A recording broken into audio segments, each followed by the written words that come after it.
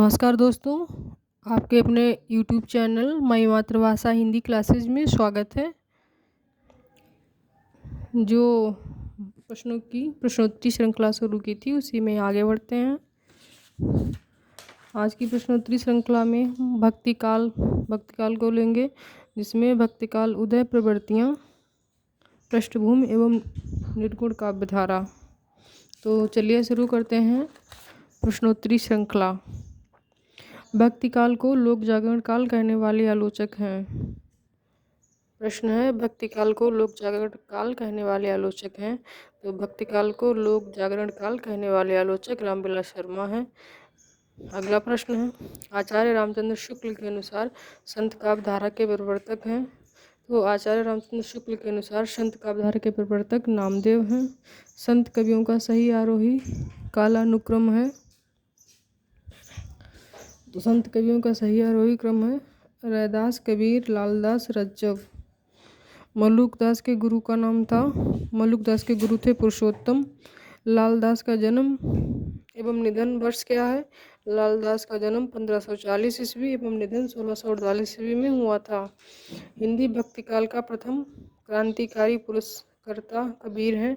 कथन किस आलोचक का है? तो ये कथन है डॉक्टर बच्चन सिंह का।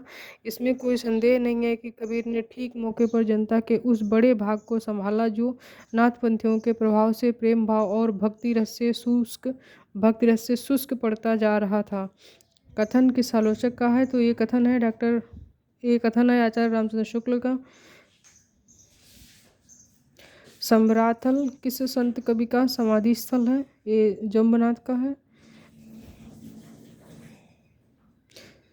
रैदास के कितने पद गुरु ग्रंथ साहिब में संकलित हैं? तो रैदास के 40 पद गुरु ग्रंथ साहिब में संकलित हैं।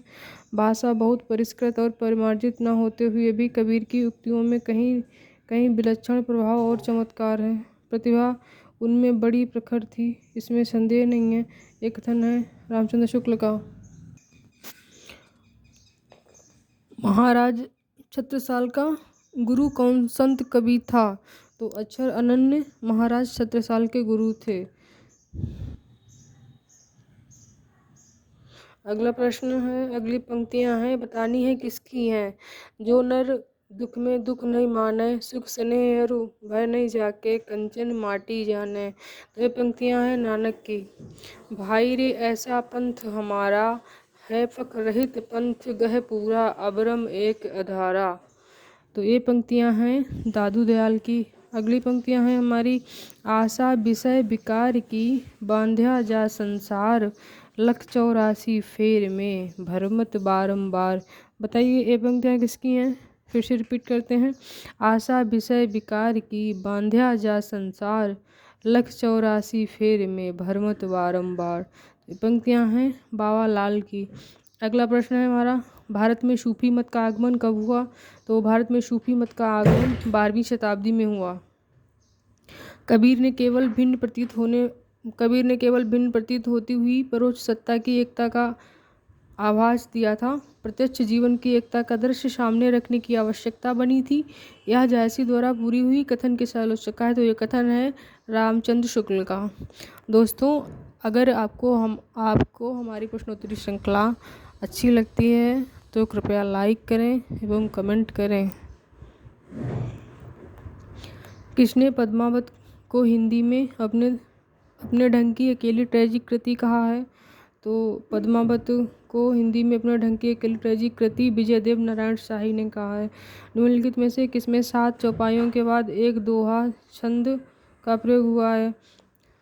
तो चित्रावली में 7 चौपाइयों के बाद एक दोहा छंद का प्रयोग हुआ है। किसी सूफी कवि ने फारसी भाषा में रोज़तुक हकायक नामक ग्रंथ की रचना की थी? तो नूर मोहम्मद ने रोज़तुक हकायक नामक ग्रंथ की रचना की थी। औ मन जान कवि तस कीना, मकह राह जगत माह चीना। किसी सूफी कवि की उक्ति है?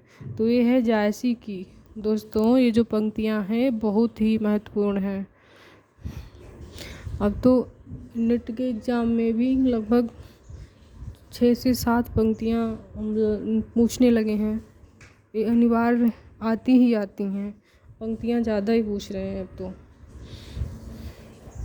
तो इसलिए हो सके तो पंक्तियों को आप नोट करते चलें। अगर आपको हमारा पढ़ाना अच्छा लगता है, प्रश्नोत्तरी श्रृंखला अच्छी लगती है तो कृपया लाइक, शेयर एंड सब्सक्राइब करें और कमेंट करके बताएं कि मैं मतलब फिर विधिवत पढ़ाऊँ और पूरी व्यवस्था से पढ़ाऊँ। चलिए प्रश्नोत्तरी श्रृंखला में आगे बढ़ती हूँ। अगला प्रश्न है हमारा, अगली पंक्तियाँ ही हैं। यही रूप शक्ति ऋषियु, यही रूप त्रिभुवन कर जीव। किस कवि की पंक्तियाँ हैं? तो ये मंझन की पंक्तियाँ हैं। सुमरो आदि एक करतारू, जहि जुड़ दीन कीन संसारू। किस सूफी कवि की पंक्तियाँ हैं? तो ये जायसी की हैं। किसने पद्मावत को भक्ति काल का वेद काव्य कहा है? तो रामचंद्र शुक्ल ने पद्मावत को भक्ति काल का वेद काव्य कहा है। सूफी रचनाओं का सही आरोही कालानुक्रम है तो सत्यवती कथा, फिर है मृगावती, फिर है मधुमालती, फिर है रूपमंजरी। ये इसका आरोही क्रम है। नल चरित्र, इसकी रचना हुई थी 1641 ईस्वी के रचनाकार हैं। तो नल चरित्र 1641 ईस्वी में जिसकी रचना हुई थी, इसके रचनाकार हैं मुकुंद सिंह। रचना एवं रचनाकार, इंद्रावती के कौन रचनाकार हैं? तो इंद्रावती के हैं नूर मोहम्मद, पूपावती के हैं दुखहरंदास, हंस जवाहिर के हैं कासिम शाह। किस सूफी रचना का नायक सुजान है? तो सूफी रचना जो है चित्रावली, इसका नायक सुजान है। इस कहानी के द्वारा कवि ने प्रेम मार्ग के त्याग और कष्ट का निरूपण करके साधक को भागवत प्रेम का स्वरूप दिखाया है। शुक्ल जी का यह किस रचना के संदर्भ में कथन है? तो ये है मृगावती के संदर्भ में। अगला प्रश्न है हमारा, प्रेम विलास प्रेमलता की कथा के रचनाकार हैं। तो इसके रचनाकार हैं जटमल। प्रेम विलास प्रेमलता की कथा के रचनाकार हैं जटमल। अगला प्रश्न है हमारा, जायसी ने किस रचना में अपने जन्मकाल में आए भूकंप का उल्लेख किया है? तो जायसी ने अपने जन्मकाल में आए भूकंप का उल्लेख आखिरी कलाम में किया है। शेख नबी से प्रेम गाथा की परंपरा की समाप्ति समझनी चाहिए, ये कथन है। ये कथन आचार्य रामचंद्र शुक्ल का है। अगली पंक्तियाँ हैं, करो मोहम्मद शाह बखानू, करो मोहम्मद शाह बखानू, सूरज है देहली सुल्तानू।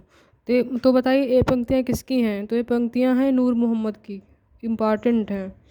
रंभा और सोम किस सूफी रचना के नायक नायिका हैं? तो रंभा और सोम रसरतन सूफी रचना के नायक नायिका हैं। दोस्तों आज के लिए इतना ही, नमस्कार।